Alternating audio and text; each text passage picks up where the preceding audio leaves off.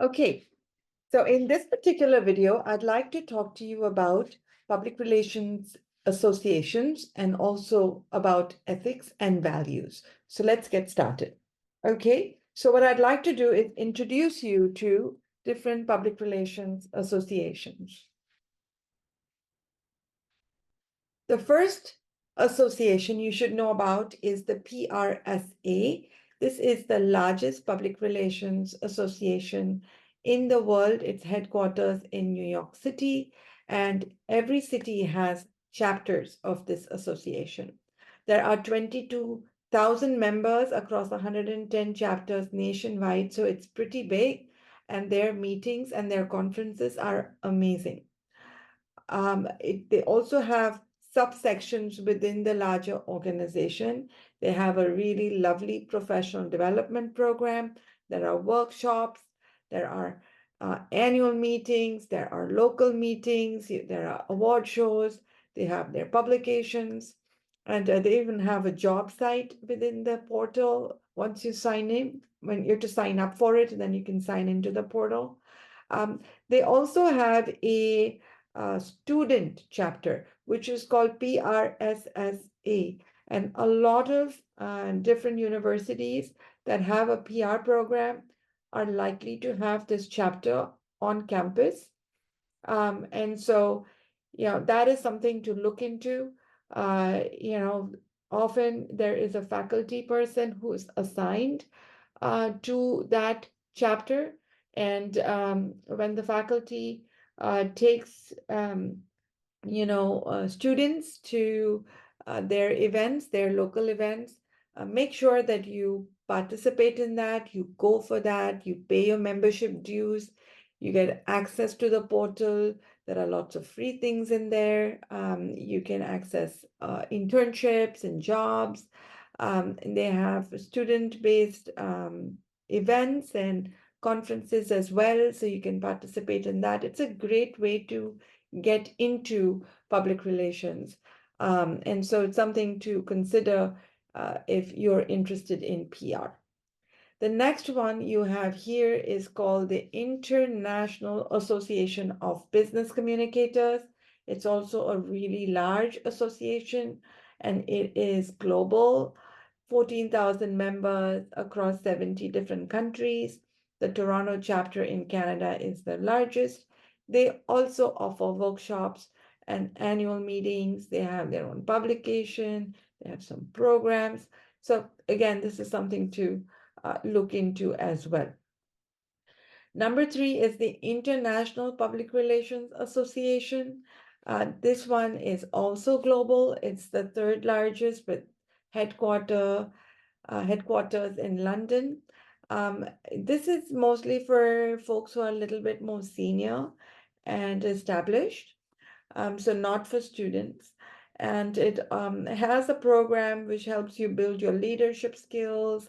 There are also conferences, just like the other two. There's competitions and publications and things. So this one is called IPRA, International Public Relations Association. Now I want to talk to you a little bit about the professional codes of conduct, and I really kind of want to get into ethics and values in public relations, which is an important area for any educator to cover while teaching an applied discipline like this one. So I want to quickly go over a few things, not necessarily in the order of importance, it's just in terms of how I'm thinking about them. Number 1 is video news releases. So as a public relations person, you have to be honest with the people that you serve, right? So be honest with the viewers, be honest with the media, be honest with your consumers, with all your stakeholders. So if you have a source of information that you're sharing with your public, if you didn't create it, talk about who created it. Talk about, who are these people who created it? Why did they create it? Who did they work for? Get into it, share your sources of information, especially if you didn't create something. If it is a material that you found which is more content based, talk about whose content it is, who is the owner of that content, what are they connected with, what's their affiliation, what is their title. All of that information needs to be shared because as viewers, we don't want to be misled, right? We don't want wrong information. So, avoid anything that is intentionally misleading or false.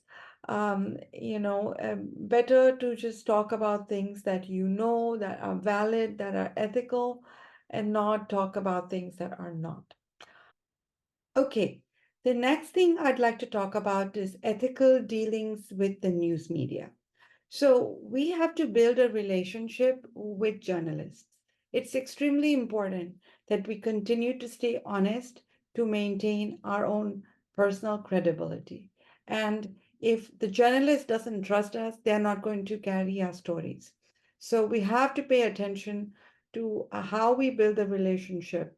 If by chance uh, a decision has not been made during a crisis situation by a corporation, and the reporters are trying to get in touch with you to really understand what's happening, you are better off saying, no comment, I can't comment right now. As soon as I know, I'll let you know, instead of telling them something which may be false.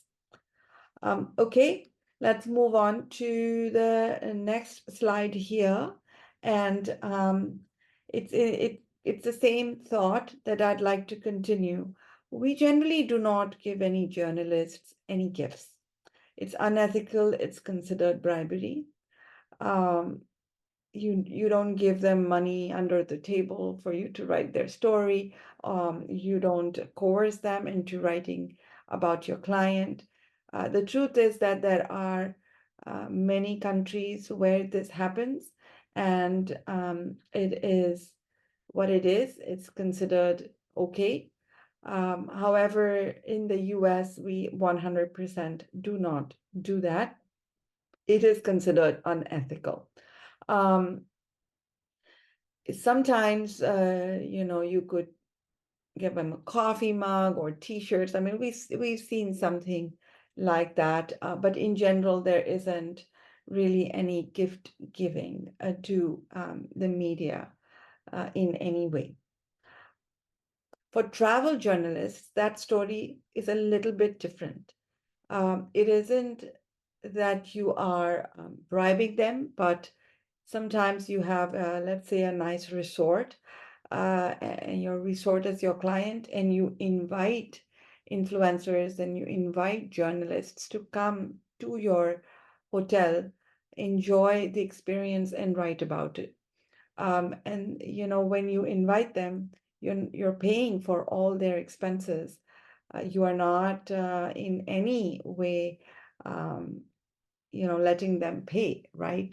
But the truth is that even in this setup, the journalist is not expected to write about uh, their experience if they didn't like it or for whatever reason or no reason at all. You cannot force them to write something just because you took care of their expenses.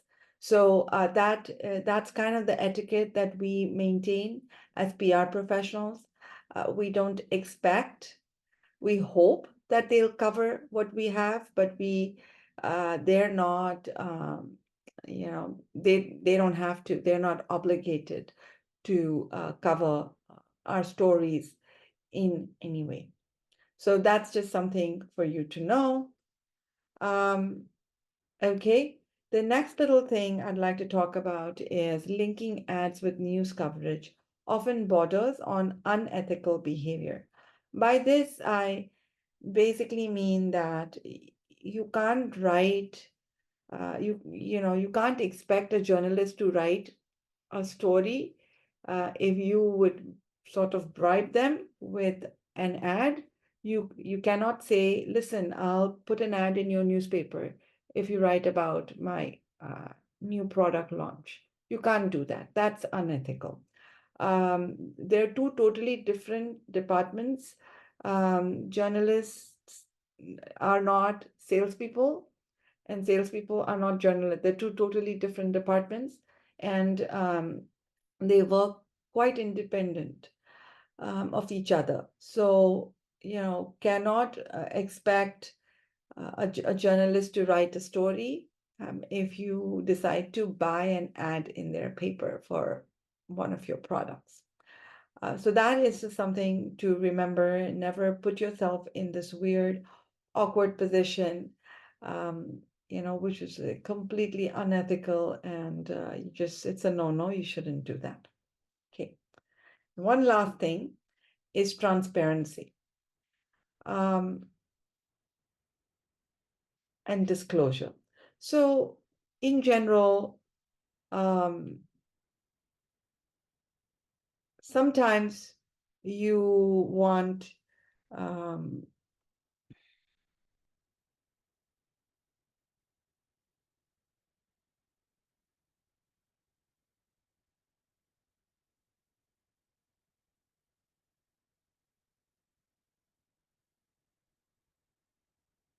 okay, one thing about transparency and disclosure. We often pay celebrities to promote a specific product.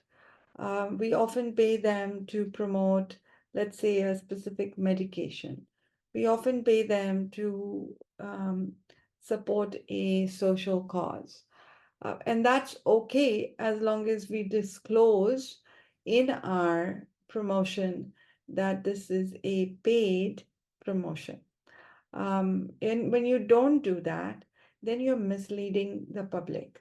And the public doesn't know that this is just a marketing gimmick.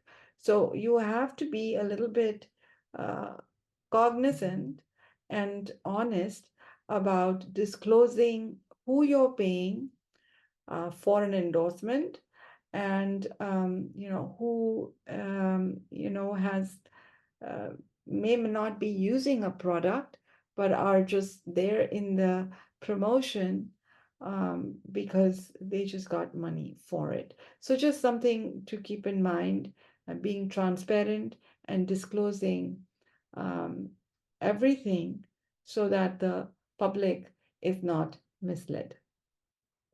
So these are two definitions you should know. Ethics refers to the standard of conduct, which indicates how one should behave based on moral duties and virtues that are rising from the principles of wrong and right. And ethical decisions often have to be taken into consideration. Um, you know, Also think about the public interest, also think about the employer's self-interest, also think about just the standards of the profession as you consider what and how you should behave based on these principles that you have of what's wrong and what's right. Values are central beliefs which determine how we will behave in certain situations. So think of honesty, loyalty, uh, fair-mindedness, respect. Those are central beliefs that will determine how you will behave in certain situations. So, I mean, in the real world, really, any kind of ethical decision making is very complex, and you have to think of so many different things before you make certain decisions. So ultimately, it does end up becoming more about your comfort level. How comfortable are you? How comfortable do you feel if you were asked to exaggerate um, the benefits of a brand, for example? Or how comfortable are you to defend a company on environmental issues if the company is polluting? Okay. Or let's say your client is a gun control or let's say like tobacco, how comfortable are you dealing with something like that? So those are the questions that you want to ask yourself to see if this is something you are willing to do. So look into the issue, look into the stakeholders that are affected by this issue, and then evaluate, okay, what are the pros and cons? Where do you fit into this whole thing? And before you make that decision, justify that decision, ask yourself, what keeps with my values? Um, what are the best consequences when something like this happens? Because often in public relations, we are asked to deal with a crisis, so something has gone wrong. And ethically, I mean, something may have gone wrong. Are you comfortable handling something like that? So really, answer to a lot of these questions that you ask will help you direct your course of action in terms of you personally, how would you like to handle something like that? And, there are companies like tobacco companies or, gas companies or, those people who drill in the ocean. Those are just, harder um, companies to work with if you operate on a certain ethical structure. So it's just something for you to think about before you consider working for a company like that. I just want to quickly just differentiate between ethics and values if that definition still confused you a bit. So I have an example here which would make it easier. So your ethics say what is right or wrong. Right? For example, it's not okay to advocate or advertise cigarettes to children, right? That's ethics. That's easy. We all understand that. But your values is saying, well, I'm okay working with this company, but I will not lie for them. I do believe that tobacco kills, but this company pays my bills. It spends, a lot of money on other things that are good for the earth, like climate change stuff. It employs a lot of people. It's trying to get into this e-cigarette mode, which is going to harm fewer people. And I could talk about that. And if I would work with this company, it's because not because they're all about cigarettes, but because they're doing some other things to sort of mitigate the effects that their product has on people. And they are not advocating to children. And so I feel good about that part as well. So understand where your threshold is and make a decision based on that. So I just wanted to kind of differentiate ethics, values, and just talk about a framework that you can come up with that works for you, that makes you, comfortable enough to deal with the problem at hand or a company that you choose to work with. Okay, great. Thank you.